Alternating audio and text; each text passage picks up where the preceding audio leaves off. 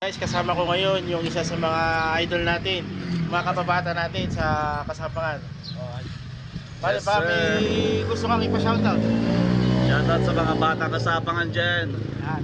Kami kasi yung laging nagcha-champion nun sa basketball. Eh ako, lagi ako nakabangko. Ito yung pinaka-sentro. Yung pinaka-sentro namin. Ayan, yan, binigyan niya ng sapatos yung anak ko. Yan. Maraming salamat sa iyo, kumpadre. Yan. Dalawang paris yan.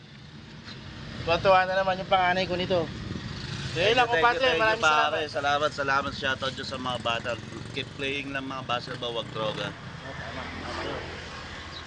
Thank you, pare.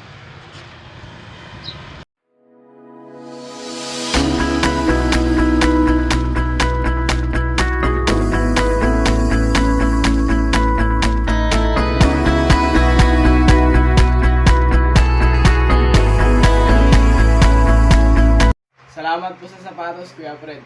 God bless.